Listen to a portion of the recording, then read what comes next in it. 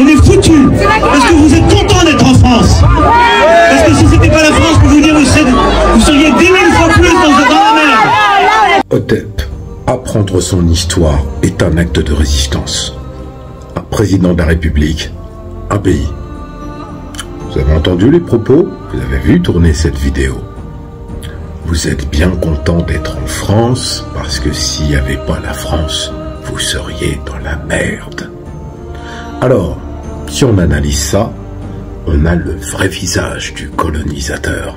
Ce ne sont même pas des propos néocolonialistes, ce sont des propos de colonisateurs patentés qui dit à des gens qui sont, je le rappelle, des citoyens français. J'ai vu des commentaires sous cette vidéo où il y en a qui croyaient que Mayotte, c'était un pays. Aux sœurs mahoraises et aux frères mahorais, les territoires d'outre-mer, les départements d'outre-mer, la Guadeloupe, la Martinique, la Kanaki, la Réunion, les laissés pour compte de la société en fait.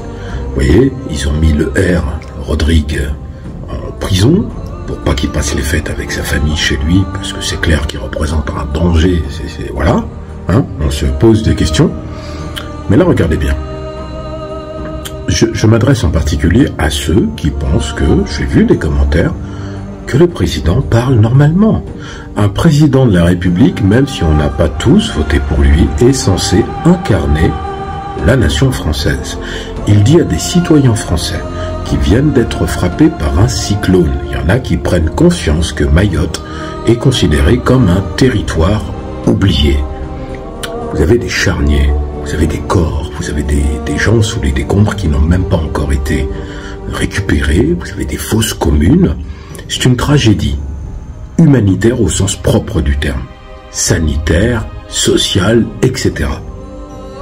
Vous avez le président qui se déplace en chemise, et on se demande même s'il est tout seul, hein, à la manière dont il parle, et qui dit, dans le plus grand des calmes, vous étiez content d'être français, sinon vous seriez 10 000 fois plus dans la merde. Moi, je suis très surpris, parce que autant un Donald Trump va déraper, Poutine, ça va être autre chose, hein, si je fais des comparaisons. Mais là, vous avez un président qui, en fait, est un banquier, hein, il vient de chez Rothschild, le Macron. Et là, quelque part, il fait tomber les masques. C'est comme ça qu'il parle à ses collaborateurs, c'est comme ça qu'il parle aux citoyens, c'est comme ça qu'il considère les gens des territoires d'outre-mer, des départements d'outre-mer. Réveillez-vous à ceux qui croient qu'ils sont français quand ils sont en Guadeloupe ou en Martinique. Non. Au-delà de la vie chère, ça dépasse ce cadre. Vous avez des propos qui sont même pas condamnés. Bon, moi je regarde pas la télé, je regarde pas BFM, je regarde pas toutes ces choses-là. Mais en tout état de cause, quand je regarde sur les réseaux, j'ai vu cette vidéo tourner, mais elle se fait, entre guillemets, commenter majoritairement par des gens comme nous. Parce qu'en fait, les bons Français de souche, hein, c'est-à-dire, voilà, même les gens de droite, ils pensent que quelque part, il faut arrêter de faire des perfusions à Mayotte ou ailleurs. Non mais attendez, si la France supprime sa surface maritime qu'elle a grâce à la Guadeloupe, la Martinique, la Guyane, la Réunion, la Kanaki, Mayotte, Wallis et Futuna, la France c'est tout petit, hein. Faut pas se fier aux cartes de Mercator, c'est petit la France. Et imaginez une seconde qu'ils fassent ça avec les Corses.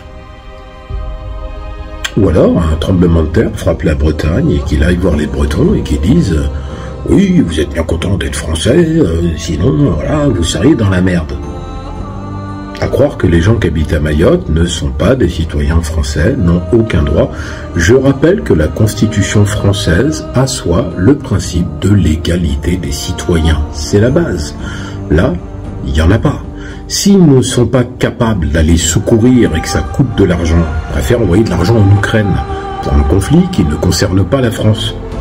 S'ils préfèrent donc aider l'Ukraine, hein, comme ils l'ont fait en versant des milliards, etc., et ne pas aider les citoyens français qui sont morts dans cette tragédie, il faut abandonner tous ces territoires-là, il faut leur donner leur autonomie, leur indépendance, mais ils ne vont pas le faire, parce qu'il y a des ressources, parce qu'il y a une surface maritime, parce qu'il y a plein de choses.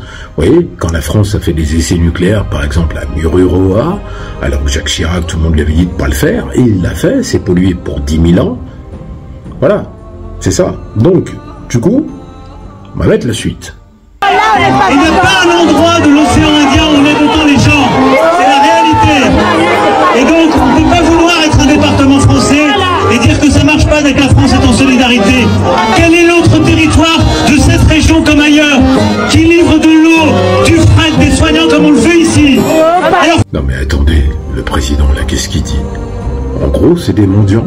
Les populations de Mayotte, ce sont des mendiants, ce département-là? Oui, il n'y a pas d'autre territoire, on livre de l'eau. Non mais encore heureux, je veux dire, c'est un département français. Donc voilà, c'est ce qu'on appelle la solidarité nationale. Ça n'a rien à voir avec une main tendue ou avec de la mendicité. Là, il dit ça comme si en fait, voilà, bah attendez, moi je viens ici, soyez contents, vous avez de l'eau. C'est pitoyable comme propos. Partagez, commentez et partagez. On met la fin, partagez. Abonnez-vous, mais partagez, c'est important. Parce qu'on ne doit pas laisser passer ça, il n'aura pas de répercussions. C'est un président de la République, on ne peut rien faire. Mais il faut que l'histoire le retienne. Oui, parce qu'avec Internet, on a un peu plus de mémoire désormais. Alors il faut que tout le monde se respecte. On tiendra jusqu'au bout si on est une équipe.